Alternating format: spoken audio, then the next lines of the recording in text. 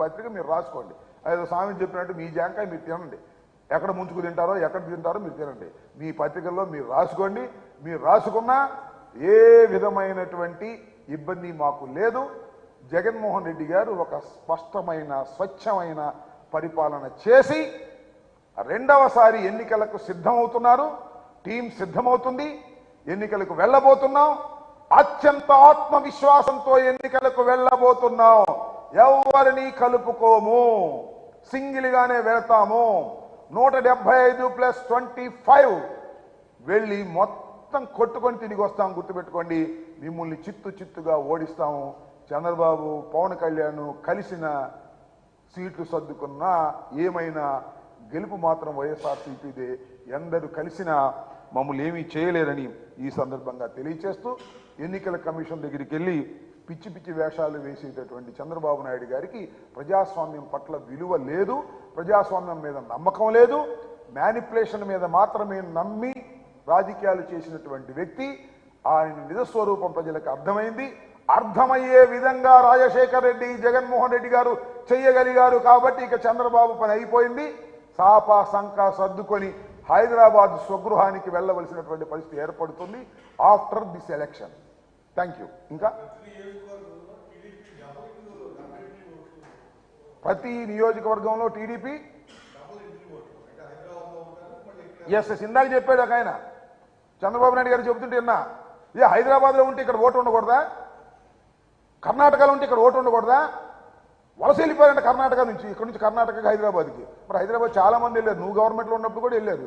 నేను ఒకటి మనవి చేస్తున్నా, హైదరాబాద్లో ఉన్నా, ఢిల్లీలో ఉన్నా, కర్ణాటకలో ఉన్నా, మద్రాసులో ఉన్నా ఇక్కడ ఓటు ఉండవచ్చును, నో సందేహం, నో డిస్ప్యూట్. అయితే హైదరాబాద్లో ఒక ఓటు, ఇక్కడ ఒక ఓటు, అది కుదరదు నాయన, అది ప్రజాస్వామ్యం కాదు బాబు. హైదరాబాద్లోనే మన ఓట్లు వేస్తారు, మళ్ళీ ఇక్కడికి వచ్చి ఇక్కడ ఓట్లు వేస్తారు. ఇది ఎట్లా ప్రజాస్వామ్యం అవుతుంది చెప్పండి? హైదరాబాద్లో ఓటుంది, ఇక్కడ ఓటుంటే ఎక్కడో ఒక చోటే ఓటు ఉండాలి, ఇది ప్రజాస్వామ్యం. కర్ణాటకలో ఓటుండి ఇక్కడ ఓటుంటే ఇక్కడో అక్కడో ఒక చోటే ఉండాలి, ఇది ప్రజాస్వామ్యం. అక్కడ కావాలంటే ఇక్కడ కావాలంటే చంద్రబాబుకి, హైదరాబాద్లో కావాలంటే ఇక్కడ కావాలంట. అది చట్ట వ్యతిరేకం, అది అప్రజాస్వామికం. వాటిని తీసేయాలి, తీసేసే విధంగా అందరూ ప్రయత్నం చేయాలి. Either Hyderabad or Andhra Pradesh. నాకు ఇక్కడన్నా ఉండాలి, గుంటూరులో అన్నా ఉండాలి, గుంటూరులోనూ ఉండాలి, నాకు ఇక్కడ ఉండాలంటే కుదరదు. అందువల్ల ప్రతి ఓటర్కి ఒక ఓటే ఈ రాష్ట్రంలో ఉండాలి తప్ప 2 చోట్ల నమోదు కాకూడదు.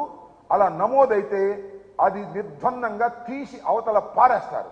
దానిలో ఏ విధమైన సందేహం. చంద్రబాబు నాయుడు గారు అక్కడ ఓటు కావాలి, ఇక్కడ ఓటు కావాలి అంటే వీళ్ళందరికీ కూడా.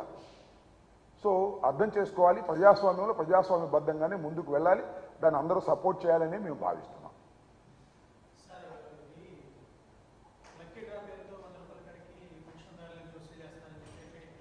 ఎవరు? టీడీపీ వాళ్ళు మాట్లాడుతుంటారు. టీడీపీ వాళ్ళకి కాస్త పిచ్చి ఎక్కువ, నా మీద భయం ఎక్కువ.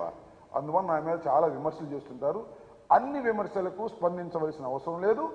స్పందించవలసినటువంటి విమర్శలు ఎవరన్నా చేస్తే నేను మాట్లాడతాను. ఎవరు మాట్లాడారు? కన్నా లక్ష్మీనారాయణ మనం మాట్లాడతారు. కన్నా లక్ష్మీనారాయణ గారు నా మీద చాలా మాట్లాడతాడు. ఆయన అందుకనే ప్రతి పార్టీలో చేరటం, దానికి ఒక కన్నం వేయటం, ఆ కన్నం దొరబడి ఇంకో పార్టీలో చేరటం, మళ్ళీ ఆ పార్టీకి కన్నం వేయటం, మళ్ళీ ఇంకో పార్టీలో దొరకటం. ఇవాళ లీడర్లు అనేక రకాల పార్టీ క్లయింట్స్తో వాదిస్తుంటారు. అట్లాగే పవన్ కళ్యాణ్ మన కన్నా లక్ష్మీనారాయణ గారు కూడా కాంగ్రెస్ తరఫున వాదించాడు, బీజేపీ తరఫున వాదించాడు, ఇప్పుడు తెలుగుదేశం తరఫున వాదిస్తున్నాడు, రేపు జనసేన తరఫున, సిపిఐ తరఫున, సిపిఎం తరఫున కూడా వాదిస్తాడు. ఈ కన్నంలో దూరి ఆ కన్నంలో దూరి కన్నంలో అన్ని కన్నాల్లో దూరేటటువంటి మహానుభావుడు కన్నా లక్ష్మీనారాయణ గారు. అలాంటి కన్నా లక్ష్మీనారాయణ గారు విమర్శలకి స్పందించవలసిన అవసరం ఉంటే స్పందిస్తాను, స్పందించవలసిన అవసరం లేకపోతే స్పందించను. ఓకే, ఇంకా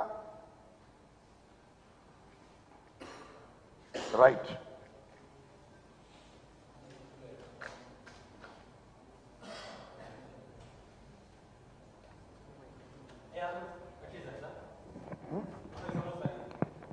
ఏంటి